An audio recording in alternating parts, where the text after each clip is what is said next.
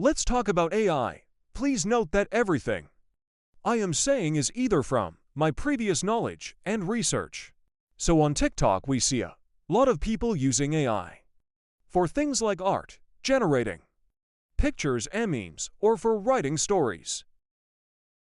I think as a majority we can agree that we should not be using AI at all for this, but we often see people defending it by talking about how AI is used everywhere. So let's talk about it. When we talk about AI, we specifically are targeting generative AI. The defenders will talk about AI in general, but essentially, in this context, it's clear that when we speak bad of AI, it's specifically generative AI. In my opinion, I do think we should be specifying that we are speaking about generative AI. When we say AI is bad, but at the same time it's pretty obvious we are talking about generative, not AI in general, when we talk about its risks. So what is generative AI? How does it work? How is it different from other forms of AI?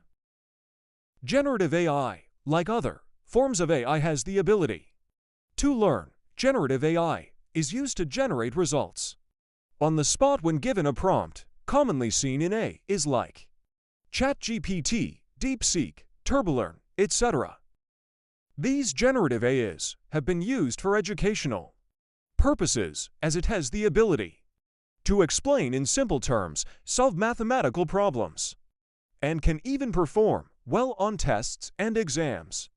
Also used a lot for generating ideas.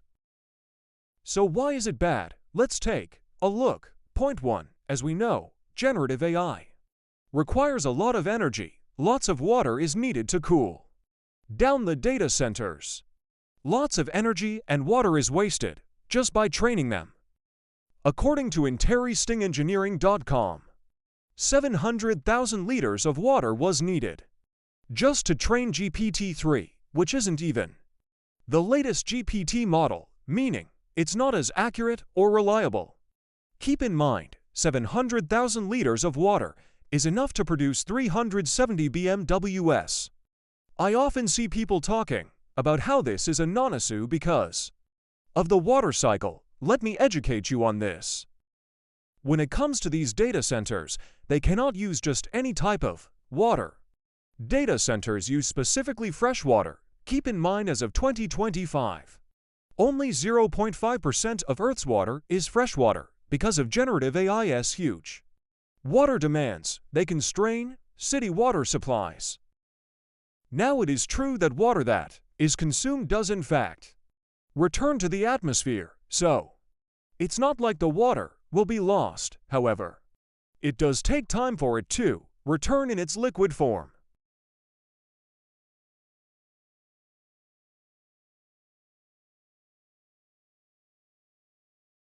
Aside from water, generative AI requires a lot of electricity. People often forget that electricity leads to increased CO2 emission. Well, of course, data centers aren't limited just for generative AI. Data centers have been around for technical uses for a long time. But keep in mind that generative AI requires even more sources. According to news.mit.edu, Noman Bashir says, what's different about generative AI is the power density it requires. Fundamentally, it is just computing, but a generative AI training cluster might consume 7 or 8 times more energy than a typical computing workload. Scientists from Google and the University of California have estimated that the training process for GPT-3 consumed 1287 megawatts of electricity. This is enough to power 120 average U.S. homes for a year. The same source also outlined that scientists estimated that the power requirements of data centers on North America at the end of 2023 has doubled. Compared to the end of 2022, they have indicated that this is driven by the demands of generative AI. And remember, not all data centers involve generative AI. Data centers are required for modern technology like cloud services, which are necessary for our everyday lives.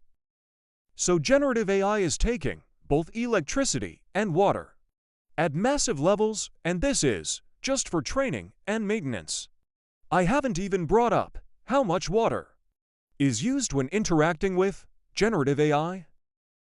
Every time you give the model a task, even something like summarizing an email, it consumes 5 times more electricity than a simple web search. According to theconversation.com, a single Google search requires 0.5 millimeter of water in energy. ChatGPT consumes 500 millimeters of water for every 5 to 50 prompts. Not just that, but there are even more materials used for the hardware, which also impacts the environment. I couldn't find a lot of good sources of information for this part, so if I have to update information, I will do so in either another video or in the comments. But microchips and semiconductors are used a lot for AI in general. They require a lot of materials for their production. Now to the second point of why generative AI is bad. 2. It ruins creativity. I will start off by discussing this with my own personal knowledge. Then I can discuss further with some sources. There is one thing to keep in mind. AI models do not contain reality. They just have a bunch of digital data. They don't have actual experiences. This is why AI art is heavily looked down upon. The purpose of art is the process, the intention, the symbolism.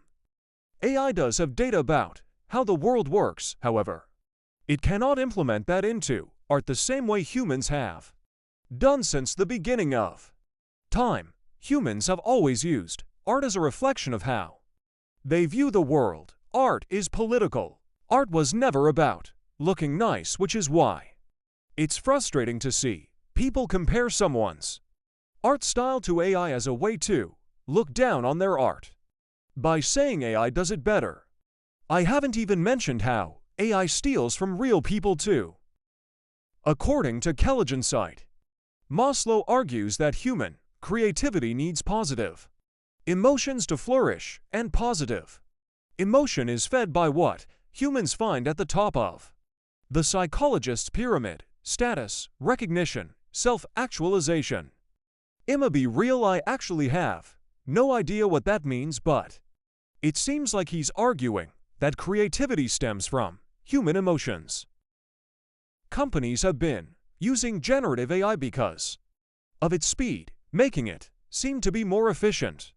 But the truth is that it stands nowhere against human creativity. According to Knowledge at Wharton, it discusses how an experiment was done where a group of people were asked to use ChatGPT to invent a toy with just a brick and a fan, and another group was asked to invent on their own with no ChatGPT. The experiment confirmed that the group using ChatGPT came up with very similar ideas, whereas the group not using any generative AI came up with unique ideas. Not a single one of them was too similar to another, despite everyone having the same two materials. So you might think, so how is AI killing creativity if it doesn't have the same level of it as humans? Good question. The answer is that companies have been replacing human workers with generative AI for creative tasks. Business and enterprises, especially smaller ones who don't have as much budget, use AI to help with their marketing, since it technically does save time and money for them. These businesses also tend to use generative AI for their ideas for products, and can even ask them to design it for them. Unfortunately, this is starting to become more common. These companies don't seem to realize that humans have more diversity of ideas than generative AI. And again, generative AI continuously steals art from real people. Just imagine how much money the companies behind these generative AI products earn, whereas the original artists don't receive any revenue. According to a study done by the University of Toronto, generative AI systems actually reduce the ability for humans to think creatively when generative AI takes care of something for us. Our brains stop putting in effort. Okay, I think I have talked about this enough. Now the next question, how is AI used? So let's dive into how AI is used in other industries. In the healthcare industry, AI is trained specifically for medical diagnosis and can even give out personalized treatment plans based off of the patient's previous medical treatment. Business and enterprise like Netflix, Amazon, etc. often use AI to personalize recommendations. For example, when you watch a movie, Netflix will recommend movies similar to it. The same is also done for search engines like Google and Microsoft Edge. For IT, AI is used for cybersecurity and some analytical tasks. In the finance industry, AI is often used for fraud detection, risk assessment, and can generate report documents. In these contexts, AI is genuinely beneficial towards these industries. So how is AI like ChatGPT bad, but not AI is used in those industries? The difference is that those AIs were trained specifically by experts in those industries and are a lot more advanced, accurate, and reliable. They are genuinely essential for us. AI is used for facial recognition, search engines, autocorrect, text-to-speech translation, and can also automate repetitive tasks with more accuracy, whereas ChatGPT is not a necessity. I've already talked about how ChatGPT, generative AI, is harmful for us. It's very clear that not all AI is bad, but ChatGPT, DeepSeek, etc. are examples of bad AI. However, even AI tools like AI Overview on Google is another example of bad generative AI. However, we can barely avoid it, whereas we can easily avoid ChatGPT. Speaking of AI Overview, if you want to get rid of it, I recommend downloading a Chrome extension that can block it. Another solution is using Ecosia as your search engine. Not only does it use its profits to plant trees, but it also doesn't have AI overviews or anything. Back to the topic, AI does have a constant history of misunderstanding, misinterpretations, unfairness, and lack of security. According to Microsoft's website, AI is advertised as a tool that's attempting to be reliable, transparent, easy to understand, safe, unbiased, and more. According to Forbes.com, AI has even been weaponized. Already, robot dogs have been made and used for the Ukraine genocide, which are capable of targeting humans in battle when given human authorization. Not sure if this is a credible source, but the idea of it definitely sounds real. According to Builting.com, there has been an incident where ChatGPT allowed some users to view other users' chat history.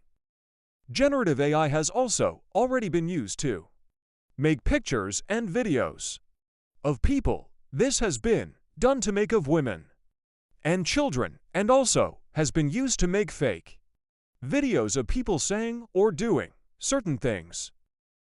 I think I've yapped a lot about this topic. I might have to make a part 2 if I find more news about this topic.